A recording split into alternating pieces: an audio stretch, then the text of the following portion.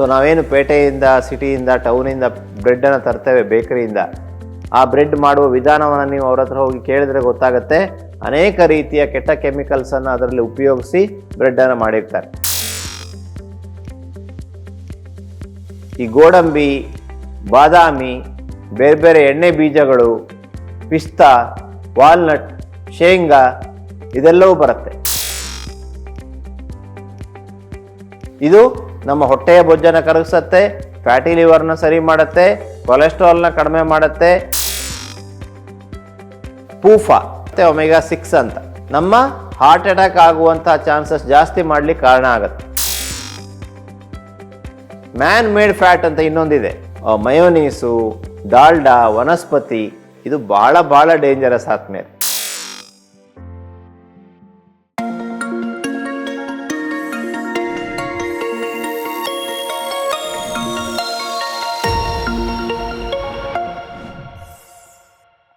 ಎಲ್ಲರಿಗೂ ನಮಸ್ಕಾರ. ನಾನು ಡಾಕ್ಟರ್ ವೆಂಕಟರಮಣ ಹೆಗಡೆ, ವೇದ ವೆಲ್ನೆಸ್ ಸೆಂಟರ್, ನಿಸರ್ಗ ಮನೆ, ಶಿರ್ಸಿ. ಆತ್ಮೀಯ ವೀಕ್ಷಕರಿಗೆ, ಆತ್ಮೀಯ ಸಾಧಕರಿಗೆ ನಮ್ಮ ಯೂಟ್ಯೂಬ್ ಚಾನಲ್ಗೆ ಹೃದಯಪೂರ್ವಕ ಸ್ವಾಗತವನ್ನು ಹೇಳ್ತಾ, ಕಾಡುವ ಕೊಬ್ಬು, ಕೂಡುವ ಕೊಬ್ಬು, ಕೊಬ್ಬಿನ ಬಗ್ಗೆ ತಿಳಿದುಕೊಳ್ಳೋಣ ಇವತ್ತಿನ ಸಂಚಿಕೆಯಲ್ಲಿ.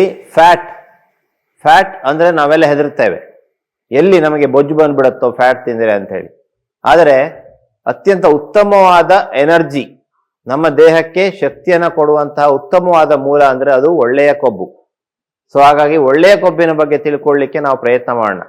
ಕೊಬ್ಬಿನ ವಿಧಗಳನ್ನು ನಾವು ತಿಳಿದುಕೊಳ್ತಾ ಬಂದರೆ ಅದರಲ್ಲಿ 2 ಥರ ಮುಖ್ಯವಾಗಿ, ಸ್ಯಾಚುರೇಟೆಡ್ ಫ್ಯಾಟ್, ಅನ್ಸ್ಯಾಚುರೇಟೆಡ್ ಫ್ಯಾಟ್ ಅಂತ. ಸೊ ಸ್ಯಾಚುರೇಟೆಡ್ ಫ್ಯಾಟ್ ಅಂದರೆ ಘನೀಕೃತವಾಗುವಂತಹ ಕೊಬ್ಬು.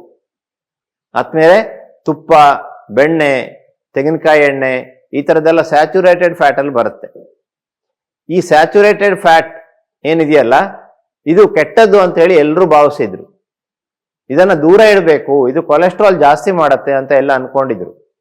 ಆದರೆ ತುಪ್ಪ, ಬೆಣ್ಣೆ, ತೆಂಗಿನಕಾಯಿ ಹಾಲು, ತೆಂಗಿನಕಾಯಿ ಎಣ್ಣೆ ಇದೆಲ್ಲವೂ ಕೂಡ HDL ಅನ್ನುವಂತಹ ಒಳ್ಳೆಯ ಕೊಲೆಸ್ಟ್ರಾಲ್ನ ಜಾಸ್ತಿ ಮಾಡುತ್ತೆ, ಒಂದು.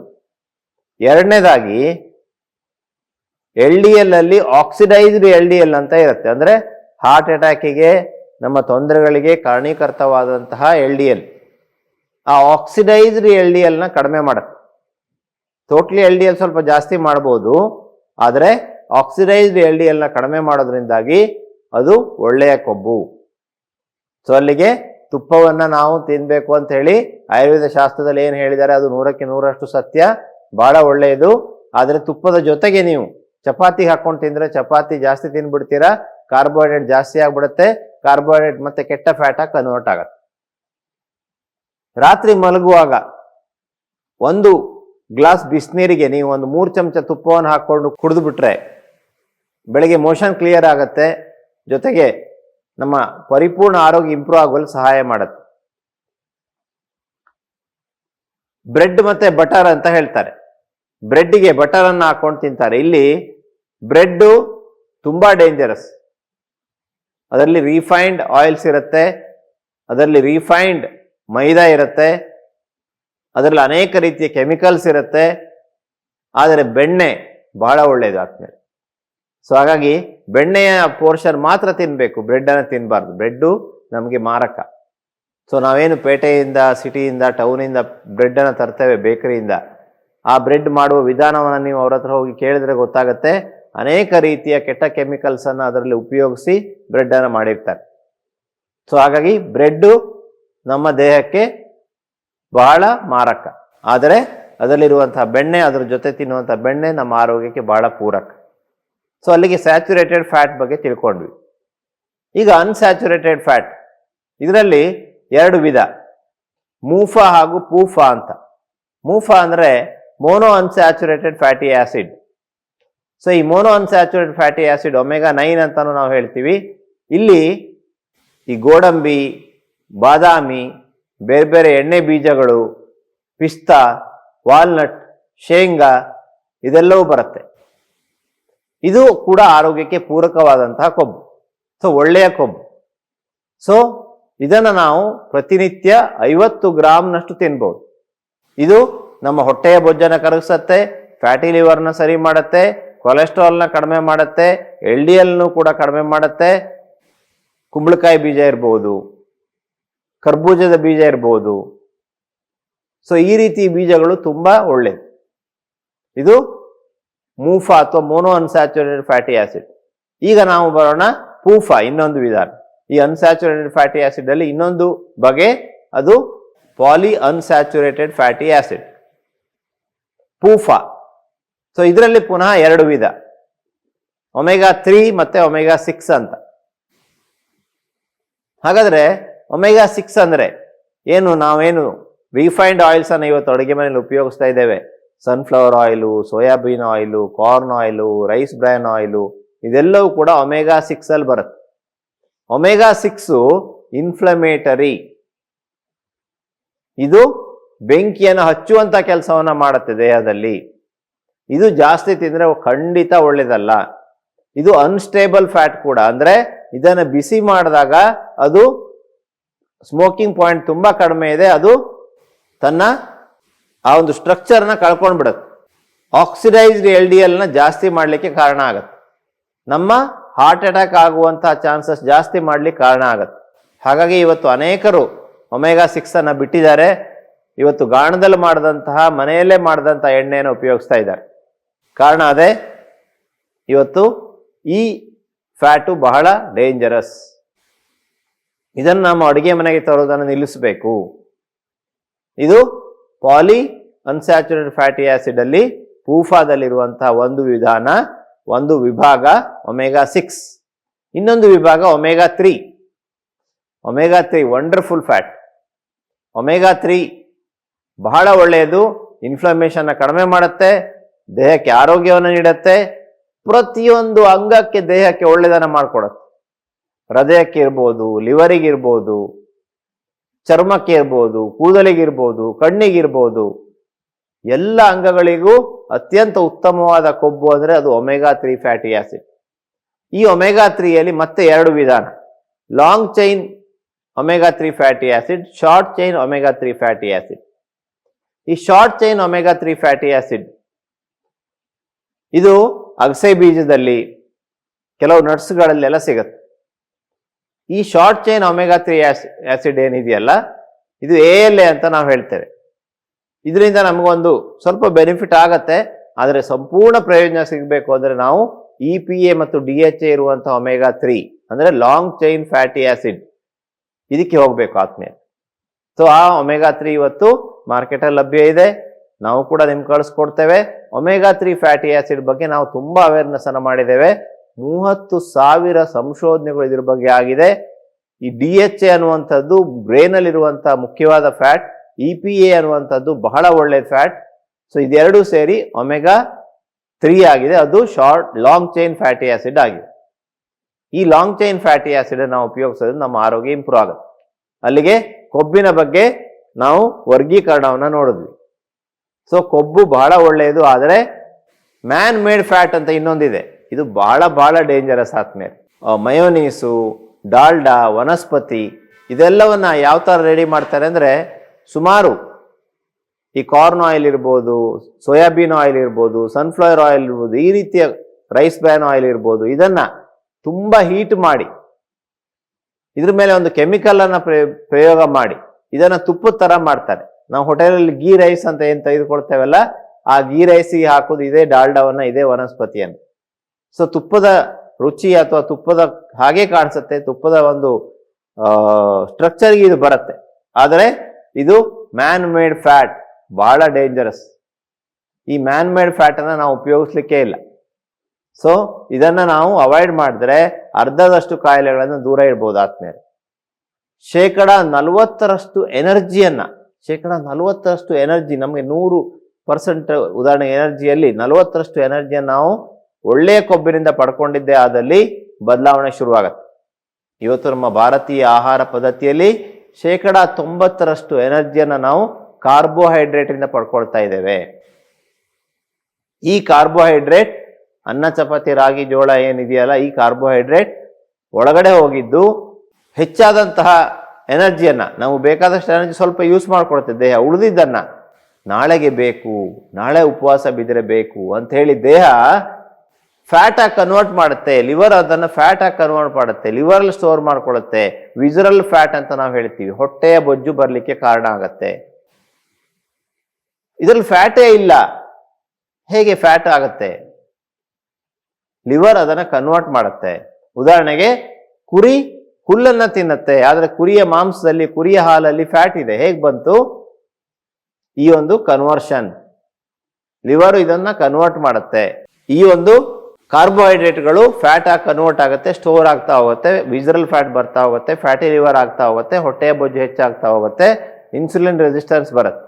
ಇನ್ಸುಲಿನ್ ರೆಸಿಸ್ಟೆನ್ಸ್ ಬಂತು ಅಂದರೆ ಡಯಾಬಿಟಿಸ್ ಒಂದೇ ಅಲ್ಲ, PCOD ಈ ಥರ ಎಲ್ಲ ಕಾಯಿಲೆಗಳು ಬರಲಿಕ್ಕೆ ಕಾರಣ ಆಗುತ್ತೆ. ಈ ಹೆಚ್ಚಾದಂಥ ಕಾರ್ಬೋಹೈಡ್ರೇಟನ್ನು ಯುಟಿಲೈಸ್ ಮಾಡಲಿಕ್ಕೆ ದೇಹ ಏನು ಮಾಡುತ್ತೆ? ಇನ್ಸುಲಿನ್ ಬಿಡುಗಡೆ ಮಾಡು ಅಂತ ಜಾಸ್ತಿ ಇನ್ಸುಲಿನ್ ಬಿಡುಗಡೆ ಆಗುತ್ತೆ. ಇನ್ಸುಲಿನ್ ಜಾಸ್ತಿ ಆಯಿತು, ಆದರೆ ಆ ಇನ್ಸುಲಿನ್ ಈ ಕಾರ್ಬೋಹೈಡ್ರೇಟನ್ನು ಜೀವಕೋಶ ಒಳಗಡೆ ಹೋಗಿ ಎನರ್ಜಿ ಮಾಡುವಂತಹ ಪ್ರಕ್ರಿಯೆ, ಇನ್ಸುಲಿನ್ ರೆಸಿಸ್ಟೆನ್ಸ್ ಜೀವಕೋಶದಲ್ಲಿ ಉಂಟಾಗ್ಬಿಡುತ್ತೆ. ಈ ಇನ್ಸುಲಿನ್ ರೆಸಿಸ್ಟೆನ್ಸ್ ಇಂದಾಗಿ ಹೊಟ್ಟೆಯ ಭಾಗದ ಬೊಜ್ಜು, ವಿಸರಲ್ ಫ್ಯಾಟ್ ಜಾಸ್ತಿ ಆಗ್ತಾ ಬರುತ್ತೆ. ಅಲ್ಲಿಗೆ ಕಾರ್ಬೋಹೈಡ್ರೇಟ್ ಕೂಡ ಫ್ಯಾಟ್ ಆಗಿ ಕನ್ವರ್ಟ್ ಆಗುತ್ತೆ, ಹೆಚ್ಚಾದಂಥ ಕಾರ್ಬೋಹೈಡ್ರೇಟ್. ಹಾಗಾಗಿ ಕ್ಲೀನ್ ಎನರ್ಜಿ. ಈಗ ನಾವು ಎನರ್ಜಿಯನ್ನು ನೋಡ್ತಾ ಹೋದರೆ, ಮುಂಚೆಲ್ಲ ಕಟ್ಟಿಗೆ ಒಲೆಯಲ್ಲಿ ಅಡುಗೆನ ಮಾಡ್ತಾ ಇದ್ವಿ. ಸೊ ಅದು ಕೂಡ ಅಕ್ಕಿ ಅನ್ನ ಆಗ್ತದೆ ಅದರಲ್ಲಿ ಮಾಡಿದ್ರೆ, ಕಟ್ಟಿಗೆ ಒಲೆ. ಆದರೆ ಹೊಗೆ ಹಾಗೂ ಬೂದಿ ತುಂಬ ಬರುತ್ತೆ, ವಾತಾವರಣ ಕಲುಷಿತ ಆಗುತ್ತೆ. ಸೊ ಹಾಗಾಗಿ ಕಟ್ಟಿಗೆ ಒಲೆಗಳನ್ನು ಆದಷ್ಟು ಅವಾಯ್ಡ್ ಮಾಡಲಿಕ್ಕೆ ಎಲ್ಲರೂ ಪ್ರೋತ್ಸಾಹ ಕೊಡ್ತಾ ಇದ್ದಾರೆ. ಗ್ಯಾಸನ್ನು ಉಪಯೋಗಿಸಿ ಅಂತ ಹೇಳ್ತಾರೆ ಅಡುಗೆಗೆ. ಹಳ್ಳಿಗಳಲ್ಲಿ ಕೂಡ ಈಗ ಕಟ್ಟಿಗೆ ಒಲೆಗಳನ್ನು ಉಪಯೋಗಿಸ್ತಾರೆ. ತುಂಬ ಸ್ಮೋಕ್ ಬರುತ್ತೆ, ಹೊಗೆ ಬರುತ್ತೆ, ಬೂದಿ ಆಗುತ್ತೆ. ಸೊ ಅದು ಬೈ ಪ್ರಾಡಕ್ಟ್. ಸೊ ಅದು ಅದೇ ಥರ ನಮ್ಮ ದೇಹದಲ್ಲಿ ಈ ಒಂದು ರಿಫೈನ್ಡ್ ಆಯಿಲ್ಸ್ ಅನ್ನು ಉಪಯೋಗಿಸಿ ನಮ್ಮ ದೇಹಕ್ಕೆ ನಾವು ಕೊಟ್ಟಾಗ ಎನರ್ಜಿ ಮಾಡಲಿಕ್ಕೆ ಈ ಥರ ಅನೇಕ ರೀತಿಯ ಕಾರ್ಬೋಹೈಡ್ರೇಟ್ ಅನ್ನು ಹೆಚ್ಚು ಉಪಯೋಗಿಸಿದಾಗ ಅನೇಕ ರೀತಿಯ ಕೆಮಿಕಲ್ಸು, ಬ್ಯಾಡ್ ಕೆಮಿಕಲ್ಸು ಬಿಡುಗಡೆ ಆಗುತ್ತೆ. ಈ ಹಾಗಾದ್ರೆ ಕಾರ್ಬೋಹೈಡ್ರೇಟ್ ಅನ್ನೋದು ಯಾವ ಥರ? ಕಟ್ಟಿಗೆ ಥರ, ಕಟ್ಟಿಗೆ ಒಲೆ. ನೆಕ್ಸ್ಟ್ ಇರೋದು ಸೀಮೆ ಎಣ್ಣೆಯನ್ನು ಹಾಕಿ ಸ್ಟೋವ್ದಲ್ಲಿ ಅಡುಗೆ ಮಾಡ್ತಾ ಇದ್ರು. ಇದು ಪ್ರೋಟೀನ್ ಥರ. ಪ್ರೋಟೀನ್ ಒಳ್ಳೇದೇ, ಆದರೆ ಜಾಸ್ತಿ ಪ್ರೋಟೀನ್ ತಗೊಂಡ್ರು ಒಳ್ಳೇದಲ್ಲ. ಇದು ಮೀಡಿಯಂ ಕ್ಲೀನ್ ಎನರ್ಜಿ. ಇದು ಬ್ಯಾಡ್ ಎನರ್ಜಿ ಆದರೆ ಕಟ್ಟಿಗೆ ಅಂದರೆ ಅದರಿಂದ ಅನೇಕ ರೀತಿಯ ಬೈ ಪ್ರಾಡಕ್ಟ್ಸ್ ಬಂದರೆ, ಈವನ್ ಸೀಮೆ ಎಣ್ಣೆ ಒಲೆಯಿಂದ ಹೊಗೆ ಬರುತ್ತೆ ಅಥವಾ ಪಾತ್ರೆ ಕಪ್ಪಾಗತ್ತೆ. ನೆಕ್ಸ್ಟ್ ಇರುವಂಥದ್ದು ಗ್ಯಾಸ್, LPG ಗ್ಯಾಸ್. ಸೊ ಇದರಿಂದ ನಾವು ಅಡುಗೆ ಮಾಡಿದಾಗ ಪಾತ್ರೆ ಕಪ್ಪಾಗೋದಿಲ್ಲ, ಹೊಗೆ ಬರೋದಿಲ್ಲ, ಕ್ಲೀನ್ ಎನರ್ಜಿ ಬೇಗ ಆಗತ್ತೆ, ತುಂಬ ಒಳ್ಳೇದು, ಬೆಸ್ಟ್. ಈಗ ನಾವೆಲ್ಲ ಗ್ಯಾಸ್ ಉಪಯೋಗಿಸಿ ಅಡುಗೆ ಮಾಡ್ತೇವೆ. ಫ್ಯಾಟ್ ಅನ್ನೋದು ಈ ಗ್ಯಾಸ್ ಥರ, ವೆರಿ ಕ್ಲೀನ್ ಎನರ್ಜಿ. ಆದರೆ ಯಾವ ಫ್ಯಾಟ್ ಅನ್ನೋದನ್ನು ನಾನು ಈಗಾಗಲೇ ಹೇಳಿದ್ದೇನೆ ನಿಮಗೆ. ರಿಫೈನ್ಡ್ ಆಯಿಲ್ಸ್ ಅಲ್ಲ, ಸ್ಯಾಚುರೇಟೆಡ್ ಫ್ಯಾಟ್ ತುಂಬ ಒಳ್ಳೆಯದು. ಒಂದಾದರೆ ನೀವು ಕರು ತಿನ್ನೋದೇ ಆದರೆ ತೆಂಗಿನ ಎಣ್ಣೆಯೆಲ್ಲ ಕರು ತಿನ್ನಿ, ಕರು ತಿನ್ನೋದೇ ಆದರೆ ತುಪ್ಪದಲ್ಲಿ ಕರು ತಿನ್ನಿ, ಆರೋಗ್ಯಕ್ಕೆ ಬಹಳ ಒಳ್ಳೆಯದು. ಹಾಗೆ ಗೋಡಂಬಿ, ಬಾದಾಮಿ, ಪಿಸ್ತಾ, ವಾಲ್ನಟ್, ಬಡವರ ಬಾದಾಮಿ, ಶೇಂಗಾ ಇದೆಲ್ಲವೂ ಕೂಡ ಒಳ್ಳೆಯ ಫ್ಯಾಟ್. ಇದನ್ನು ಉಪಯೋಗಿಸಿ, ಇದು ಬಹಳ ಒಳ್ಳೆಯ ಎನರ್ಜಿ. ಒಮೆಗಾ 3 ಅನ್ನು ನಾವು 1000 mg ಪರ್ ಡೇ ಸುಮಾರು 3 ತಿಂಗಳ ತೆಗೆದುಕೊಂಡು ಬಿಟ್ರೆ ನಮ್ಮ ದೇಹದಲ್ಲಿ ಅನೇಕ ಬದಲಾವಣೆಗಳಾಗುತ್ತೆ. ಎನರ್ಜಿ ಲೆವೆಲ್ ಜಾಸ್ತಿ ಆಗುತ್ತೆ, ಚರ್ಮದ ಕಾಂತಿ ಜಾಸ್ತಿ ಆಗುತ್ತೆ, ಹೃದಯದ ಆರೋಗ್ಯ ಜಾಸ್ತಿ ಆಗುತ್ತೆ, ಟ್ರೈಗ್ಲಿಸರೈಡ್ ಕಡಿಮೆ ಆಗುತ್ತೆ, LDL ಕಡಿಮೆ ಆಗುತ್ತೆ, HDL ಒಳ್ಳೆ ಕೊಲೆಸ್ಟ್ರಾಲ್ ಜಾಸ್ತಿ ಆಗುತ್ತೆ. Wonderful result. ಒಮೆಗಾ 3 ನಾನು ಹೇಳಿದೆ EPA ಹಾಗೂ DHA ಇರುವಂತಹ ಲಾಂಗ್ ಚೈನ್ ಫ್ಯಾಟಿ ಆಸಿಡ್, ಅದನ್ನು ನಾವು ತೆಗೆದುಕೊಳ್ಬೇಕು ಅಂತ. ಸೊ ಅಲ್ಲಿಗೆ ಫ್ಯಾಟ್ ಬಗ್ಗೆ ನಿಮಗೆ ಪರಿಕಲ್ಪನೆ ಬಂತು ಅಂತ ನಾನು ಅನ್ಕೊಂಡಿದ್ದೀನಿ. ಸೊ ಒಳ್ಳೆಯ ಫ್ಯಾಟನ್ನು ನಾವು ಉಪಯೋಗಿಸಿದ್ರೆ ಖಂಡಿತವಾಗಿ ನಮ್ಮ ಆರೋಗ್ಯ ಇಂಪ್ರೂವ್ ಆಗುತ್ತೆ. ಕೆಟ್ಟ ಫ್ಯಾಟನ್ನು ಉಪಯೋಗಿಸಿದ್ರೆ ನಮಗೆ ತೊಂದರೆ ಆಗುತ್ತೆ. ಮ್ಯಾನ್ ಮೇಡ್ ಫ್ಯಾಟ್, ಡಾಲ್ಡಾ, ವನಸ್ಪತಿ, ಮಯೋನೀಸು, ಮಾರ್ಗರೀನ್ ಅಂತ ಬರುತ್ತೆ, ಅದೆಲ್ಲವೂ ಕೂಡ ತುಂಬ ಡೇಂಜರಸ್. ಸೊ ಅದನ್ನು ನಾವು ಅವಾಯ್ಡ್ ಮಾಡಬೇಕು. ಸೊ ಅದನ್ನು ತಯಾರು ಮಾಡುವಂಥ ವಿಧಾನ ಬಹಳ ಹಾರಿಬಲ್.